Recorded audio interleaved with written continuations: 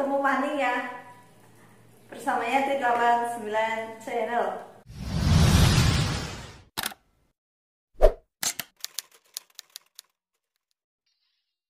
Dan yang pasti ketemu lagi bersama penonton pintar, TKI cerdas, TKI smart. Nah, sering sekali ya Yanti membuat konten-konten pasti selalu berhubungan dengan TKI. Tahu itu tentang majikan, tentang penilaian TKI, tentang TKI-nya gitu. Yang pasti Yanti selalu memberikan update seputar TKI. Nah, sering sekali sahabat bertanya tentang masalah pindah majikan, pindah agensi, ketentuan-ketentuannya seperti apa gitu ya. Nah, di situ Yanti sering bilang, terkadang Yanti bingung. Sebenarnya dalam video Yanti itu semua sudah Yanti jelaskan gitu ya. Tentang apapun di situ sudah Yanti jelaskan. Ya, tapi terkadang banyak sekali sahabat TKI mungkin yang belum mengenal atau belum tahu gitu ya. Nah, langsung saja ya dalam pembahasan kali ini Yanti membuat videonya yaitu dampak dari seringnya pindah majikan. Nah, dikiranya kita tidak memiliki dampak seperti apapun kita namanya di negara orang, pasti kita memiliki penilaian, memiliki dampak dan memiliki citra untuk diri kita sendiri.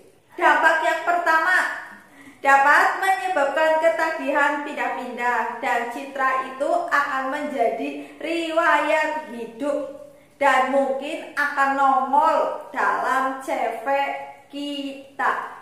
Yang akan nongol dalam CV kita itu seperti apa? Nah, seperti ini. Contohnya, di saat kita di Taiwan, kita ingin pindah majikan, terkadang ada majikan yang ingin tahu tentang riwayat diri kita. Nah, di situ dengan majikan mengetahui nomor paspor kita, itu majikan pun sudah tahu. Kita bekerja di Taiwan sudah berapa lama? Kita di Taiwan sudah ikut dengan majikan berapa banyak? Jadi di situ kita harus berpikir lagi.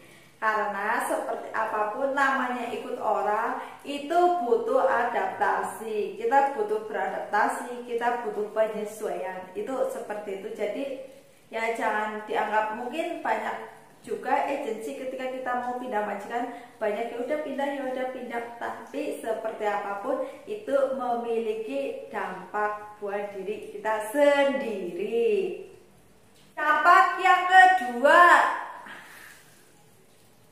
pikirkan mateng-mateng karena dampak buruk yang kedua ini adalah pulang ke Indonesia dengan biaya sendiri jika tidak mendapatkan majikan dalam waktu yang ditentukan, apalagi jika masih memiliki hutang.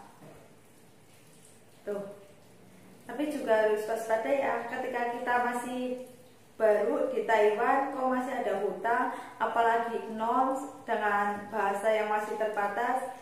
Ya, terkadang memang banyak majikan yang menyukai anak-anak yang masih nol karena dia belum tahu seperti apa di Taiwan dan mungkin dia akan nurut dengan majikan. Tapi ya tidak semua anak seperti itu. Jadi yang masih non ketika bahasa masih terbatas, pekerjaan pun kita belum paham banget, ya kita harus hati-hati karena dampak buruknya yaitu kita akan pulang ke Indonesia dengan risiko masih ada hutang.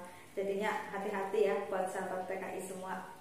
Dampak yang ketiga, pintar-pintarlah beradaptasi, menyesuaikan diri dengan situasi dan kondisi kerja yang masih dalam batas kewajaran dan terlindungi secara hukum.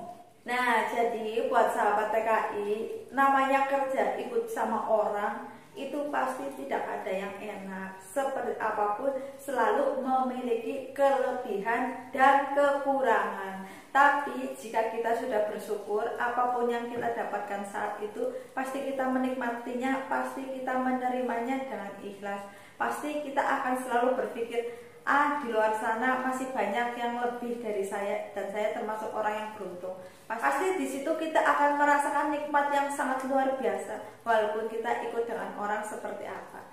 Yang pasti niat dari awal kita bekerja ke luar negeri, kita harus siap dengan segala resiko apapun. Itu seperti itu.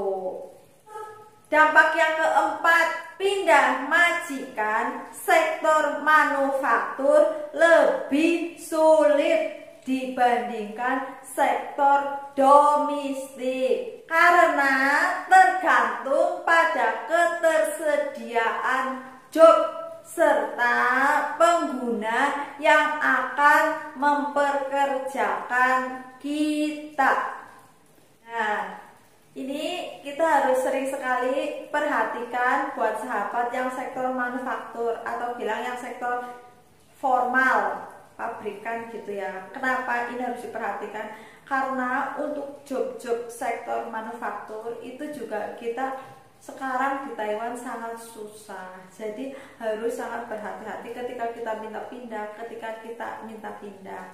Ya, makanya seperti apapun saat kita di Indonesia, kita harus hati-hati saat memilih job.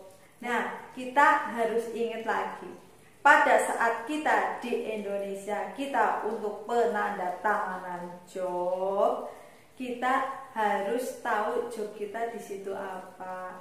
Alangkah lebih baik kita memiliki fotokopian job yang kita tanda tangani. Karena jika kita sampai negara tujuan tidak sesuai dan kita ingin pindah karena tidak sesuai job, kita memiliki alasan yang tepat. Nah, itu seperti itu. Jadi buat sahabat TKI, ketika mau pindah majikan itu harus berpikir lagi. Kita nggak tahu apakah nanti majikan yang kita dapatkan nanti itu akan lebih baik atau lebih buruk, karena kita juga di sana kita mengadu nasib. Video kali ini hanya ini yang bisa Yanti sampaikan info TKI-nya, dampak buruk dari seringnya pindah majikan. Semoga video ini bermanfaat. Pesan-pesan Yanti buat sahabat TKI, penonton pintar, TKI cerdas.